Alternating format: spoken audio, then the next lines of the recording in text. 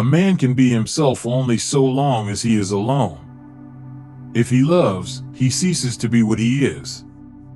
Arthur Schopenhauer didn't whisper this.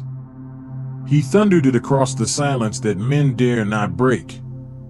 Because every man, at some point, will come to a moment. Not a loud, dramatic epiphany, but a quiet, soul-wrenching fracture. The moment when he looks at the things he once chased. Love. Companionship. That dream of forever with someone who promises to understand. And he wonders, was it ever real? Schopenhauer didn't just question love. He dismantled it. This was no romantic. He was a surgeon of human desire, dissecting what others worshipped. To him, romance was not a rescue. It was a manipulation. A beautifully crafted illusion. Nature's most exquisite con. What the world celebrates is love. He called delusion. What most call intimacy. He saw as raw biology wrapped in silk. What we call connection. He declared as suffering in disguise. To Schopenhauer, the difference between man and woman was not simply one of body, but one of essence. Man reaches upward. He seeks ideals. He dreams, creates, suffers for principles.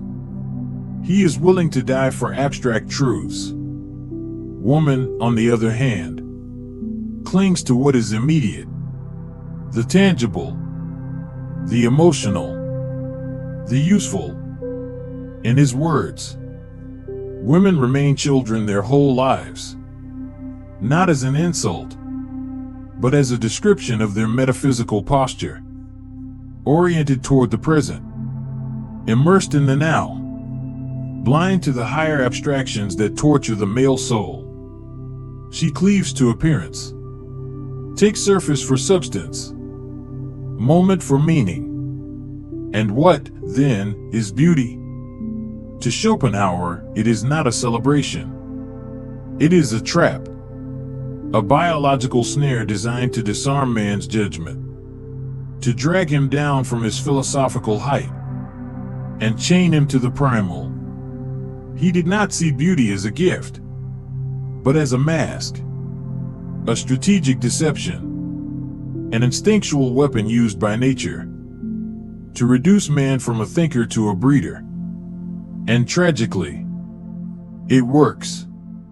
Time and again, men who build civilizations, write symphonies, conquer nations, shatter ideologies, fall not to armies, but to the soft whisper of a woman they cannot understand.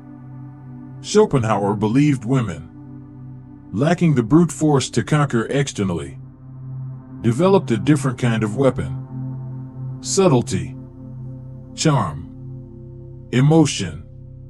Their power is not over nations, but over the men who build them. Not over ideas, but over the instincts that govern those who create them.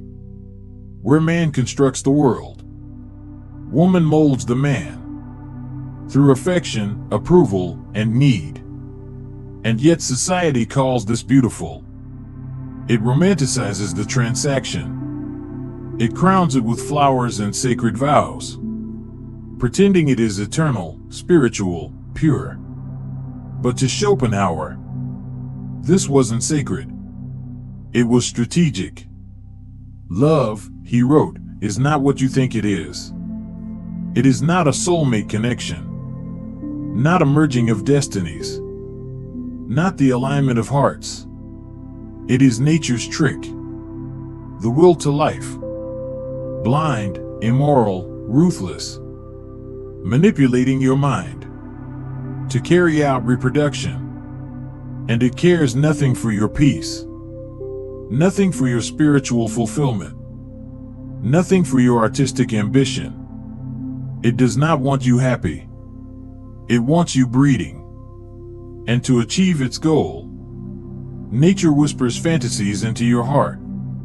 and paints illusions into your eyes. It tells you she's different. It convinces you that this time it's real.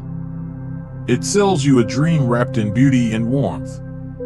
And by the time you awaken, you've already handed over your freedom.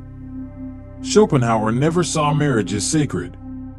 To him, it was the final curtain in a man's downfall. Not a union of souls, but a legally binding illusion. A contract inked in hope, but paid for in silent regret. He believed once a man surrendered to the spell of beauty and promise, he ceased to be a free being. Marriage, he claimed, was nature's strategy. Not a celebration of love, but a biological mechanism to ensure reproduction.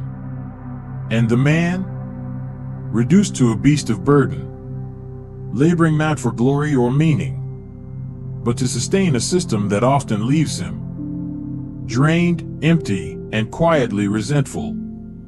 What happens when beauty fades? When the spell breaks? What remains? Silence. Duties. A quiet, festering disillusionment. The freedom he once had. To think, to create, to explore the world in pursuit of truth. Replaced by routine, obligation, and invisible chains. Schopenhauer wrote, "Marriage is a trap laid by nature, a snare masked in tenderness, a strategy dressed in affection. The will to life, relentless and blind, camouflaged behind a woman's smile, her softness, her promise of connection. But underneath," he warned, "is not intimacy, not soul, but instinct, a survival mechanism, a strategy for species continuation. And this is not hatred. This is revelation." He did not portray women as malicious. He saw them as unconscious agents of nature's grand scheme. Their objective is not cruelty. It is security. It is continuity. To Schopenhauer, women's tools were not force or logic, but emotional mastery, persuasion, intuition, cunning. Not strength of body, but power of influence. And in this emotional battlefield, men often fall, not because they are weak, but because they are unaware. They fight using reason, in a war governed by instinct. They try to argue where they should resist. They plead where they should pause. In this tragic arrangement, men become pawns.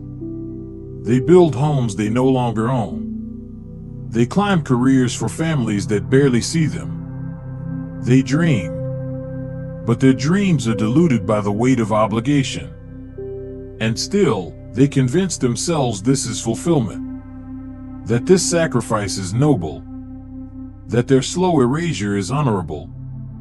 But deep underneath, there is a voice they can no longer hear, a fire that no longer burns, a self buried beneath compromise and silent resignation. Schopenhauer warned us not to condemn women, but to awaken men, to show them the forces moving beneath the surface, to expose the veil before it's too late. He did not speak as an enemy of women, but as a prophet to men, because in his view, it is not woman who destroys man. It is man's blindness about woman, his delusions, his failure to understand the biological dance, and the psychological toll it can take. The tragedy isn't that men love. It's that they love blindly, that they offer their souls to illusions they never questioned. They mistake desire for destiny. They confuse seduction for sincerity. And when the mirage finally dissolves, they are left not just with broken hearts, but broken lives. Schopenhauer's brilliance wasn't in bitterness. It was in clarity. He stripped away sentiment and exposed the raw mechanics beneath it all. The primal forces that move us, even when we pretend we are in control. He saw men not as oppressors, but as victims of their own longing. He believed men were born noble, driven by ideas, carriers of thought, architects of civilization. But too often, they are pulled from that path by illusions designed to keep them tamed, docile, and useful. But all of it, every empire built, every ounce of progress carved from hardship, remains perilously fragile, not because of war, not because of failure, but because of one fatal moment, when a man surrenders to unchecked desire. For when desire governs, he stops serving his purpose and begins serving hers. He trades his mission for her approval. He begins to reshape himself to be more agreeable, more palatable, more wanted.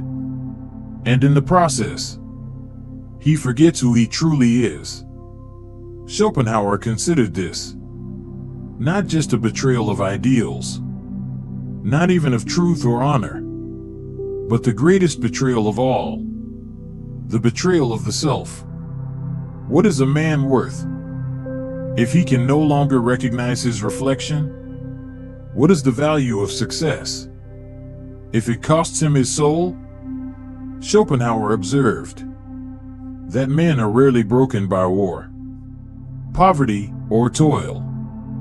They are broken by love, or more precisely, by the illusion of it, by the soft poison of emotional dependency, a trap laid not with chains, but with affection. Here, Schopenhauer revealed something darker. Women, consciously or not, do not need to dominate with force. They rule through presence, through silence, through the irresistible pull of emotional gravity. They seldom demand obedience. Men offer it. They rarely ask for sacrifice. Men volunteer it. And so the slow erosion begins. First goes the time once sacred to ambition. Then the fire that once fueled his craft. Then the sacred solitude that once birthed clarity and vision. Pillar by pillar, he falls, until the man who once stood tall now kneels, not in reverence, but in quiet resignation. His purpose becomes maintenance. His joy becomes avoidance.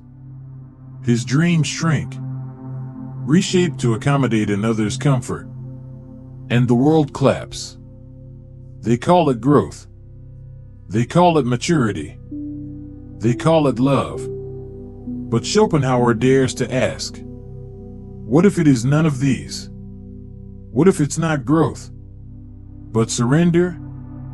What if the man who gives up his fire is not evolving, but fading? The awakened man, in Schopenhauer's eyes, sees through the veil. He does not hate women. He understands them. He does not reject love. He respects its power, but he protects himself from being consumed by the very thing that promises happiness, yet only delivers distraction. This is not a call to hatred, nor to isolation. It is a call to awareness, to step back and ask the hardest question. Am I still the man I was meant to become? Or have I become someone else? For the sake of peace, of attention, of fleeting intimacy? Schopenhauer's voice is not angry. It is clear. It is a whisper that grows louder in solitude, a warning echoed through generations, calling men back to themselves, before it's too late. In his philosophy, the highest form of man is not the lover, not the husband, not even the warrior, but the philosopher, the one who sees the game and refuses to play, the one who turns from applause and instead faces silence. He walks not toward approval, but toward truth. Schopenhauer believed that only detachment brings freedom, only by renouncing the illusions of fulfillment through others can a man begin to discover who he truly is. He pointed us to those who walked the hardest path: Buddha, the Stoics, the sages and saints, not because they were unloved, but because they refused to trade their peace for momentary affection. They saw through it all: the mirage of romantic salvation, the fantasy of eternal warmth, the soft whispers that promised peace, but delivered chains. They chose something harder, something colder: wisdom over warmth, clarity over comfort. And in that clarity, Schopenhauer believed, a man finds his greatest power, not the power to dominate others, but the rare and sacred power to reclaim himself. This path is not lined with applause. It is not adorned with roses. It is a lonely road, walked by few, feared by many, because to choose this path is to be misunderstood. Society will not understand. They will call you bitter, detached, heartless. But Schopenhauer didn't write for society. He wrote for the man who sees, or wants to, the man who has loved and lost, not just a woman, but himself. He wrote for the man who is finally ready to stop seeking comfort and start seeking truth. And here is that truth: a man who does not understand his desires will always be ruled by them. A man who does not understand women will always be vulnerable to them. And a man who builds his identity on the unstable foundation of romance will watch that identity crumble the moment those illusions collapse. Schopenhauer challenges every man to confront the question no one dares to ask: are you awake? Or are you just dreaming someone else's dream? This is not a rejection of love. It is a call to love differently, to love not from hunger, but from strength, to love not as escape, but as alignment, to love your own mind, to love your purpose, to love the silence that speaks when the noise of the world fades. Because the man who can sit alone and feel no ache, no craving, no thirst for more, that is the man who can never be controlled. That is the man who is truly free. So if these words feel sharp, if they sting something buried deep, don't run. Sit. Let it burn. Let it tear down the illusions you've protected for too long. Let it strip away the lies you inherited about who you need to be, what you must chase, what you must sacrifice to be enough. You were not made for comfort, disguised as life. You were not born to die quietly in a prison you built out of compromise. You were born to see through appearances, through promises, through smiles laced with instinct. You were born to walk alone, if needed, to rise, not because she asked, but because you remembered who you are. Let Schopenhauer's brutal truth be your mirror, not so you can resent the world, but so you can finally stop being deceived by it.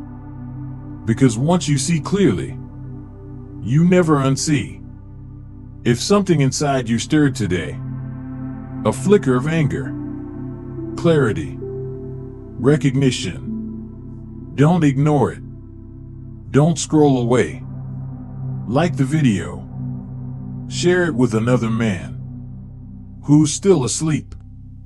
Let him wake up, even if it hurts. Because yes, the truth will set you free. But first, it will shatter everything you thought was real. If this message opened your eyes, don't let it end here. Subscribe. Let this conversation continue. And if you believe in this mission, in bringing clarity to a generation of men raised on illusions, support the channel through the link in the description. This is more than content. This is a reckoning. This is not just a message. It is a revolt against the machinery of deception. And if you dare to face it, to live by it, you won't just survive. You'll build a life so clear, so focused, so rooted in truth, that no illusion will ever break you again. Thanks for spending time here. If this resonated with you, give it a like, send it to a friend, and make sure you're subscribed. Your support means everything.